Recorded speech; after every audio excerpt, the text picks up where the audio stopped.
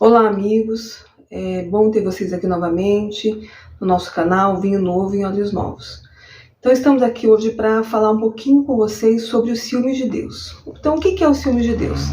Lembra que eu conversei com vocês em relação a como que foi a questão do envio, né?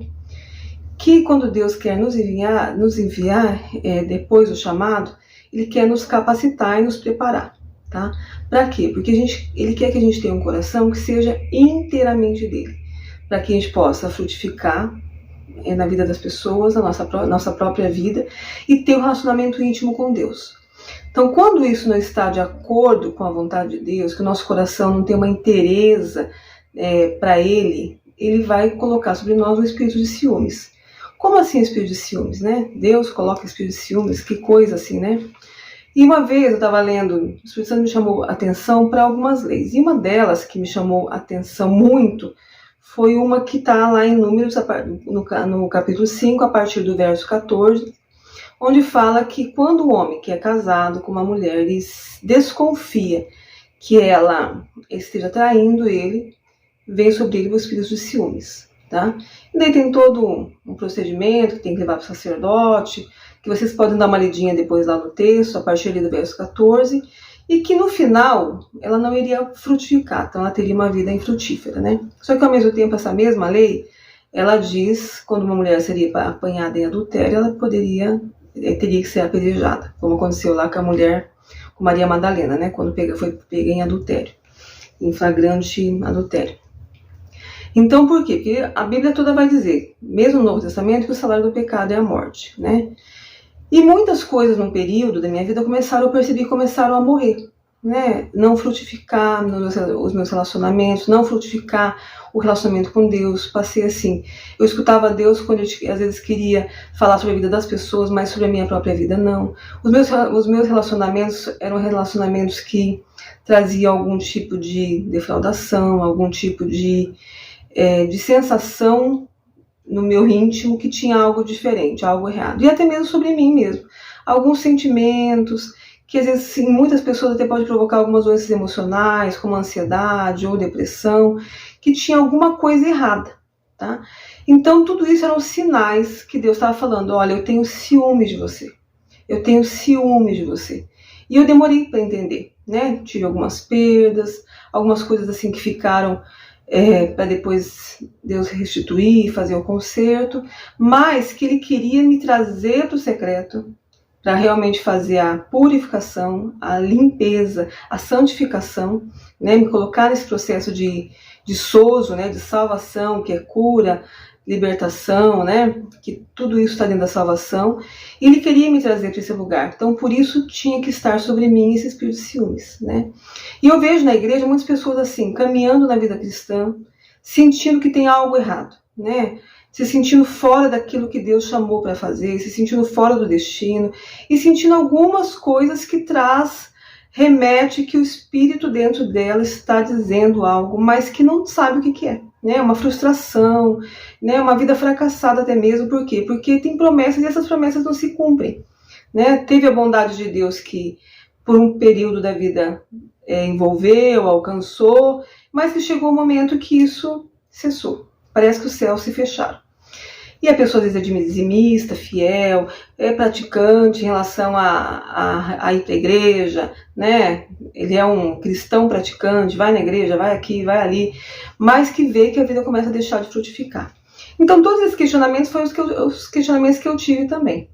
E passando mais um tempo, assim, né, Deus me mostrou um outro texto que está lá em Ezequiel 16, que fala, né, que Deus, ele tem ciúmes da gente, tá? Então ele fala exatamente no texto assim, ó, que casou com a gente, que cercou com a bondade e que mesmo com toda aquela bondade a gente ainda decidiu se prostituir, né? E o texto é bem forte, assim, né, de como se prostituir, assim, né?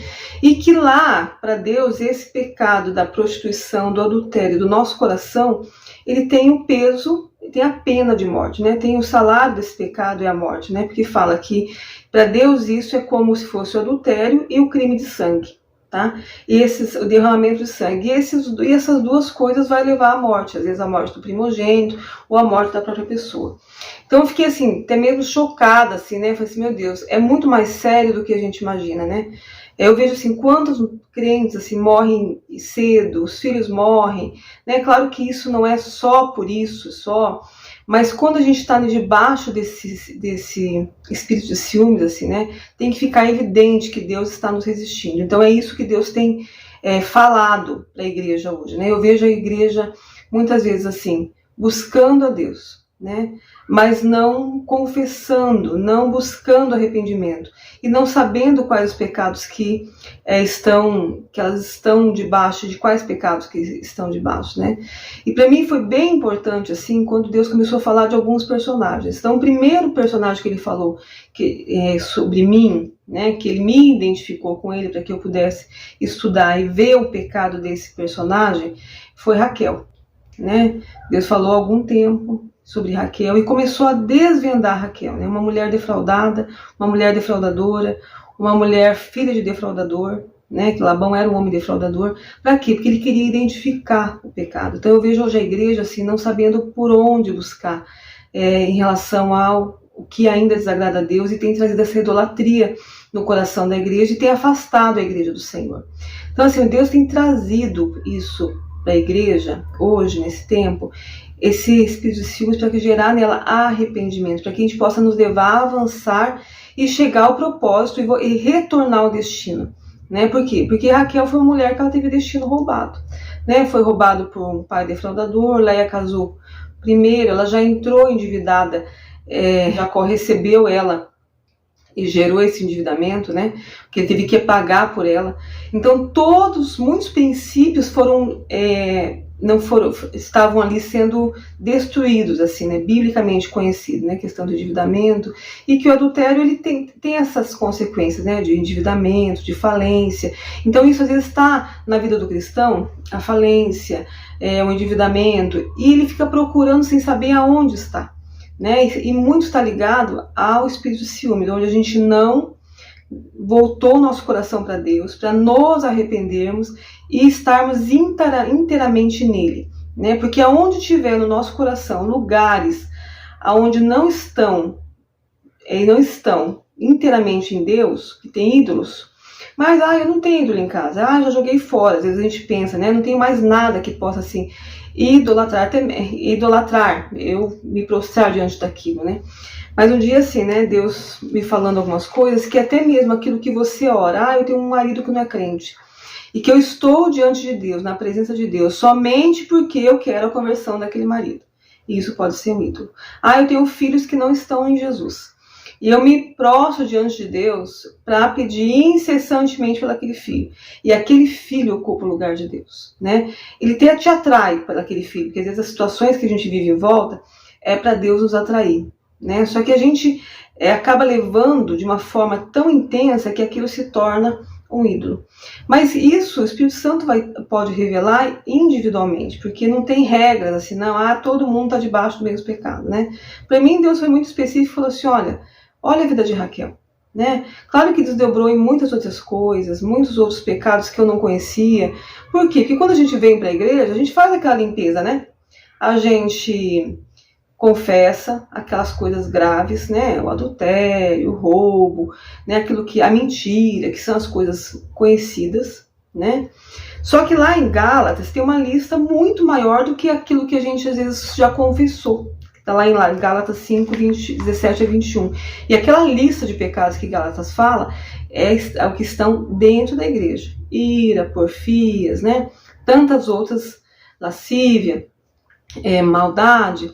Essa lista pertence à igreja. Por quê? Está falando, olha para essa lista, né?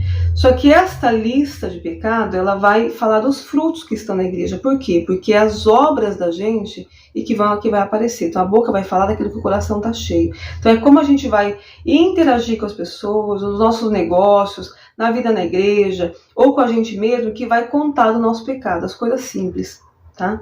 Então essa lista está falando assim, na igreja vocês vão ver nas pessoas estes frutos, tá? Não é o fruto do Espírito, é o fruto do pecado, da carne, que está ali ainda gritando, que não foi mortificada. Então preste atenção nesses frutos. Só que todo fruto ele pertence a uma árvore e que tem uma raiz. Né? Por quê? Porque Deus é um Deus de gerações. Ele quer curar a árvore para chegar nas raízes, né? E isso Deus me falou assim claramente, né? Quando ele fala lá que ele é o Deus de Abraão, de Isaac e de Jacó, ele está falando, ó, são 3 gerações que você tem que buscar aonde está a raiz. Por quê? Porque toda iniquidade ela tem uma raiz, né? E aquele pecado que a gente faz sem sentir, que nem acha que é pecado, esta é a iniquidade, tá? Que ela tem uma raiz, que a gente tem que buscar a raiz. E como que a gente busca essa raiz, né? Com oração, com busca a Deus e de um estado de inconformidade. Falei assim, Deus, eu não quero mais que o Senhor não seja o todo no meu coração. Eu quero que o Senhor ocupe todo o meu coração, né? E é uma questão de vida ou morte, porque se a gente não busca a raiz desse pecado, o nosso salário em relação a esse pecado é a morte, né? Mas Jesus já levou na cruz todos os pecados, todos, aqueles inclusive que você não conhece ainda. Por isso que é o processo de salvação, né? Que a gente tem que buscar e alcançar e trabalhar nessa salvação. Tem vários textos que diz isso. Então, diz isso, nós estamos debaixo de uma aliança que garante que a gente vai caminhar com a ajuda do Espírito Santo para chegar à salvação, à estatura do varão perfeito. Então, assim, é muito ilusório quando a gente pensa assim, ah, não, eu já aceitei Jesus, meus pecados estão na cruz, estão todos. Só que todos eles exigem arrependimento, exigem confissão e exigem cura, né? E ainda assim, a confissão dos nossos pecados uns aos outros para que a gente seja curado. Então, é um processo de salvação. Então, o convite, né, que Deus nos faz, olha, com o espírito de ciúmes venha, porque eu tenho ciúmes de você e você está com o coração dado a outras coisas que não é somente a mim. E Deus, ele não aceita dividir a glória, né? Ou a gente vai se prostrar inteiramente para ele, ou a gente vai estar se prostrando para tudo aquilo que a gente acha que é mais importante do que Deus. Às vezes é família, às vezes é filho, às vezes é ministério, às vezes é o trabalho, às vezes é a carreira, às vezes é a imagem, né? Tudo aquilo que aparentemente é lícito, né? Quando teve lá o convite, né, para aquela festa, todos aqueles homens que não foram na parábola, estavam fazendo tudo que era lícito. Não tinha nada ilícito, eles não estavam matando, eles não estavam roubando, eles não estavam fazendo nada que fosse ilícito, eles estavam fazendo tudo que era lícito. Então, o lícito toma o nosso coração muito mais do que os crimes que já cometemos, as coisas que fizemos de errado, porque isso a nossa consciência sempre nos acusou. Né? E quando a gente racionaliza pelo espírito deste século, do que é bom para nós, né? A gente acaba aceitando as coisas que para Deus desagradam o coração dele como algo normal. Por isso que tem um trabalho a ser feito, né? De buscar em Deus e de criar uma inconformidade. Assim, Deus, eu não quero viver nada além do que aquilo que o Senhor nasceu, que eu nasci para viver, que é o teu destino, tá bom? Então hoje a gente fica aqui, né? Tem inúmeros textos, né? Que eu até gostaria de estar falando muito mais para vocês, né? Mas ainda o tempo que a gente tem é pouco. Mas assiste, comenta, compartilha para aqui, para que a gente possa ter mais tempo para falar e direcionar, te ajudar a direcionar, a te levar para esse lugar de profundo em Deus, a te levar para esse lugar de secreto, para que seja voltado o seu coração inteiramente para Deus e que você seja aprovado. Tá bom? Muito obrigado pela atenção de vocês e fique com a gente.